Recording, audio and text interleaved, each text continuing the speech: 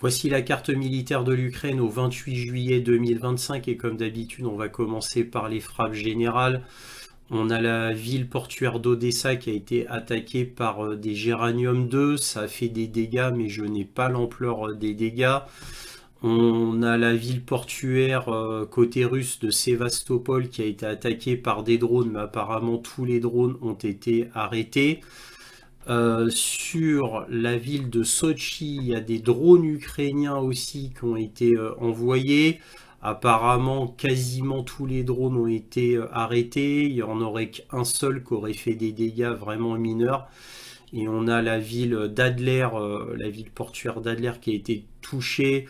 Les drones visaient un dépôt pétrolier et au final, ça a fait très très très peu de dégâts. Alors j'ai des informations contradictoires, tous les drones ont été arrêtés et ça a fait que les débris ont fait qu'un tout petit incendie où un drone est passé et ça a fait des dégâts vraiment mineurs. Voilà, ça c'était pour Adler. Alors par contre la grosse nouvelle c'est à l'est de Krasnodar, dans la ville d'Armavir et plus précisément l'aérodrome militaire d'Armavir, on a un Sukhoi 27 qui a été détruit par des soldats ukrainiens sur place. C'est-à-dire ils ont pu pénétrer dans l'aérodrome et détruire, alors d'après ce que j'ai compris, c'est avec des fusils d'assaut qu'ils ont détruit le Sukhoi 27. En tous les cas, ce qu'on peut noter, c'est que bon, bah, là, les Russes n'ont pas bien gardé un aérodrome militaire. Pourtant, ils devraient savoir que les aérodromes militaires sont particulièrement touchés. Donc là, c'est une faute de la part des Russes, un manque de vigilance énorme, j'ai envie de vous dire. Bon, certes, il y a des centaines de bases militaires aériennes en Russie, c'est vrai. Peut-être que c'est difficile de toutes les surveiller, mais en tous les cas, bon, à côté de Krasnodar, ça la fout mal quand même. Donc, heureusement pour les Russes, c'était qu'un vieux Sukhoi 27, mais quand même que des soldats ukrainiens aient pu arriver à pouvoir pénétrer dans l'aérodrome, c'est quand même très mauvais au niveau sécurité russe. Bref, là maintenant on va parler du front lui-même. Sur Kherson, il ne s'est rien passé. Sur Zaporojye, oui, il s'est passé des choses. Et c'est toujours dans cette zone-là de Kamansky où les Russes sont avancés sur 3 fronts. Alors apparemment, ils seraient déjà entrés dans la ville de Plavny, mais ce n'est qu'une incursion, rien de bien définitif pour l'instant. En tous les cas, bah, ils avancent hein, petitement, mais ils avancent. Donc peut-être que c'est ici, parce que ça fait des mois que je vous le dis qu'il y a une accumulation de forces russes, c'est peut-être ici qu'il y aura tout d'un coup un assaut important pour prendre carrément la ville de Zaporojye. Nous verrons bien. En tous les cas, là, il y a du potentiel d'offensive. Mais bon, nous verrons bien. Sur la région d'Orerov, il ne s'est rien passé, mais ça bataille très très dur. Sur Donetsk, comme d'habitude, c'est là où il se passe le plus de choses. Là, il y a eu une avancée russe. Bon, il est clair qu'ils veulent terminer ce petit bout de territoire là qui reste pour compléter Donetsk. Donc là, ils ont fait une avancée, on va dire, modeste. Par contre, toujours aucune nouvelle sur ce chaudron. On n'a aucune nouvelle. Alors dans le sens, on sait que ça bataille, mais c'est tout. On ne sait pas ce qui se passe côté russe ou côté ukrainien. C'est très très flou. Ce sera important de savoir ce qui se passe ici. Bah, là où il s'est passé des choses, évidemment, c'est autour de Paklovsk. Paklovsk étant l'endroit le plus important du front. Alors là, il s'est passé quelque chose d'inhabituel. Donc là, les Russes ont fait une très forte avancée dans le sud de Paklovsk et ils auraient pris la ville de Troyanda. Voilà. Et ils auraient envoyé, quoi, c'est pas ils ont envoyé des forces carrément à la périphérie de Paklovsk eux-mêmes. Et au moment où je vous parle, à mon avis, ils sont au centre de Paklovsk. Attention, ce n'est qu'une force qui a été envoyée. Il n'y a aucune prise de contrôle de quoi que ce soit, hein. C'est des forces qui ont été envoyées. Et apparemment, Paklovsk s'effondre. Et j'entends des rumeurs qui auraient pas une évacuation, mais les lignes sont effondrées parce que les soldats se seraient enfuis. Alors attention, ça c'est ce que j'ai lu de télégrammes de blogueurs russes, évidemment à prendre avec des pincettes. Bon, alors ça peut paraître plausible parce qu'il y a carrément des forces armées russes qui ont pu carrément pénétrer dans Paklovsk eux-mêmes. Mais ça c'est certain par contre, mais ils n'ont rien pris du tout, hein. Ils n'ont fait que pénétrer dans Paklovsk. Par contre là, énorme avancée. Donc peut-être que là les soldats ukrainiens se sont enfuis. Alors pourquoi ils se seraient enfuis? Encore une fois, c'est à confirmer. Mais si ils se sont vraiment enfuis, ce serait tout à fait logique puisque comme d'habitude, il n'y a aucun ordre de retraite. Aucun. Donc évidemment, les soldats ukrainiens, ils ne sont pas stupides. Ça fait presque 3 ans que c'est la même chose. À chaque fois que les forces russes avancent quelque part, ils prennent. Donc voilà, il n'y a jamais eu, même Ougledar, hein, même le fameux Ougledar, qui a résisté si longtemps, 2 ans, plus de 2 ans, qui a résisté si longtemps, bah, les Russes ont finalement pris Ougledar. Donc là, Paklovsk, évidemment qu'ils vont le prendre. Donc à moins que les soldats ukrainiens aient des pensées suicidaires, je comprends qu'ils veuillent s'enfuir pour garder leur vie, étant donné qu'encore une fois, ils n'ont eu aucun ordre de retraite. Voilà. Donc ça, c'était très intéressant à signaler. Là, il y a une grosse avancée russe aussi. Et là, il y a eu une avancée russe aussi. Alors moi, j'avais mis une flèche. Je pensais qu'ils allaient prendre cette ville-là pour piquer sur Paklos, mais apparemment, ils ont fait une bifurcation et pour prendre cette ville-là d'abord, au lieu de couper la route d'approvisionnement.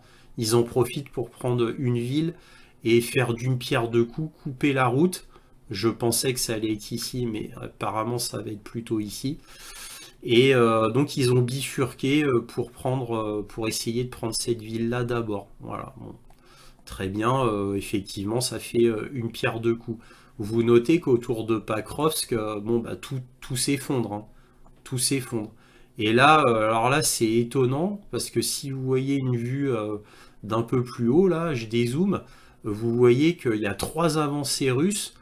Voilà, alors pourquoi toute cette force ici n'est pas vers Pakrovsk? Bah, je pense que, alors ce n'est que mon humble avis, hein, je pense qu'ils veulent faire un très grand chaudron, prendre un très grand chaudron, faire un très grand chaudron pour en profiter afin de faire un état de siège de toutes ces villes-là d'un coup et prendre ce petit nœud routier ici. Quoi, petit nœud entre guillemets. Mais voilà, peut-être que stratégiquement, ils ambitionnent grand et qu'ils veulent faire un grand chaudron et enfermer toutes les petites villes ici et pour le coup empêcher une retraite complète des soldats ukrainiens. Voilà, bon encore une fois là je suis dans la pure supputation, hein, nous verrons bien. En tous les cas, grosse avancée russe là sur le nord de Paklovsk. Là aussi, avancée russe, ils ont pris donc Poltavka. Ici, ça y est, c'est fait.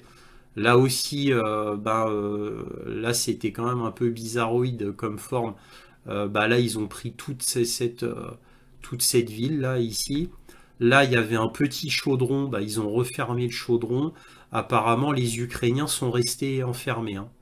Ils ne sont pas partis.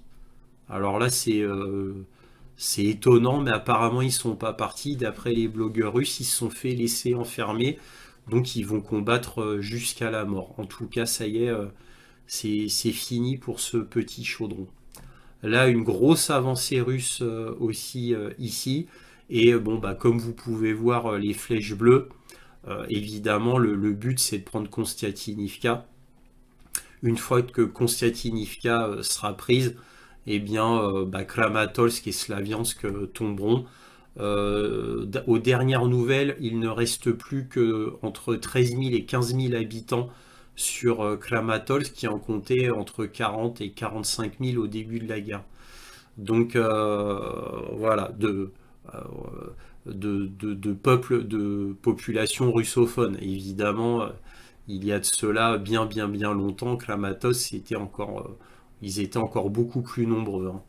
Mais juste avant la guerre, voilà, ils étaient plus que 40 000, parce que juste avant la guerre, juste avant le 24 février 2022, bah évidemment, ça chauffait déjà depuis 2014 ici, hein. Faut pas l'oublier, hein. Hein, surtout qu'à Kramatorsk et Slaviansk, c'est ici qu'il y a eu le premier soulèvement après le coup d'État en 2014 à Maïdan, à Kiev. Voilà. C'est ici qu'il y a eu les premiers soulèvements d'Ukrainiens russophones. C'est ici, à Kramatorsk et Slaviansk. Voilà. C'est ici que ça a commencé, la guerre civile.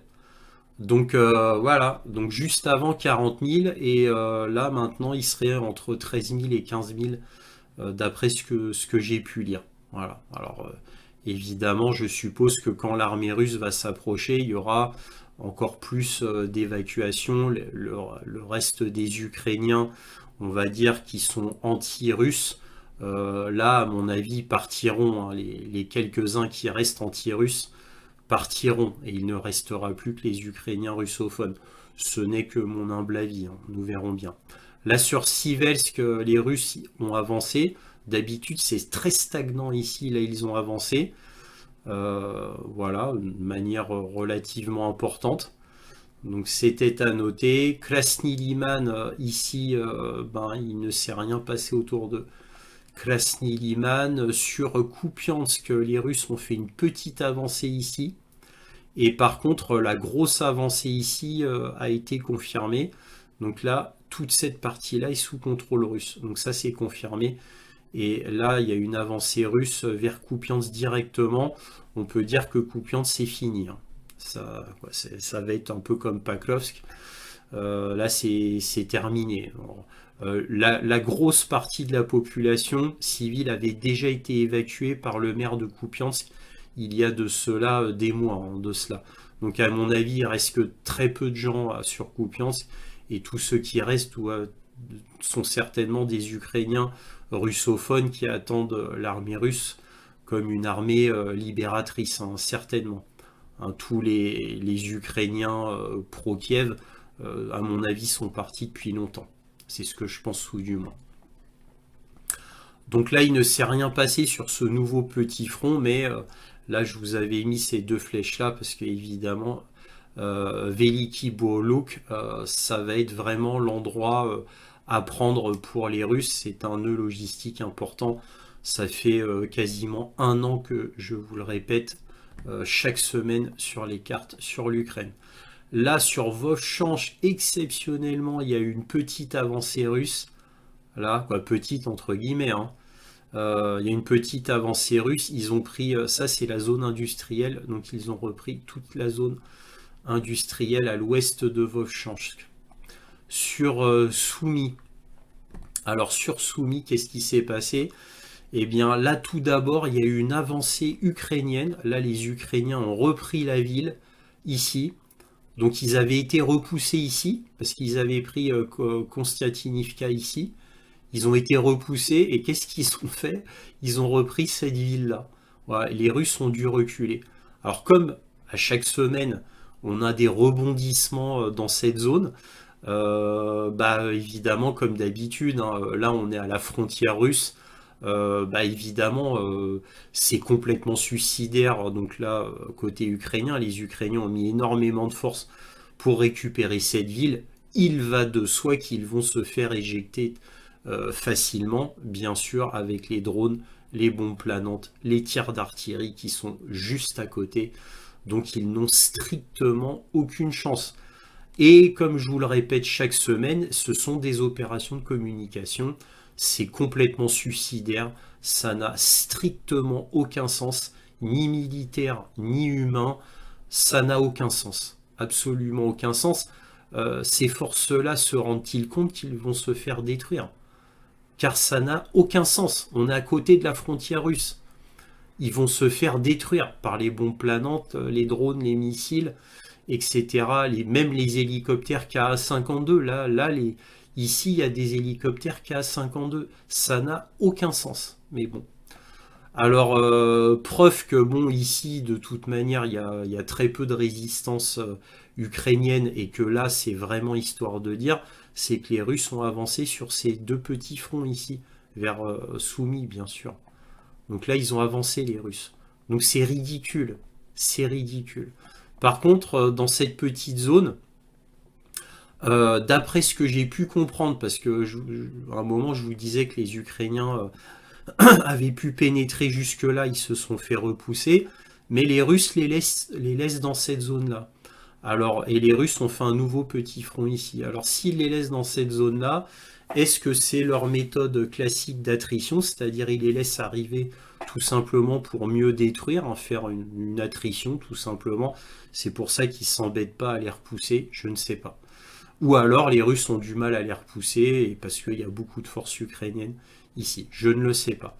En tous les cas, ici c'est complètement ridicule d'avoir envoyé autant de forces pour essayer de reprendre cette ville-là, sachant qu'ils vont se faire éjecter au lieu de défendre Soumy, de fortifier Soumy, de bunkeriser Soumy et de mettre un maximum de forces ukrainiennes ici. C'est incompréhensible, mais je vous dis ça depuis 2 ans. C'est la même chose depuis 2 ans sur le front, plus de 2 ans.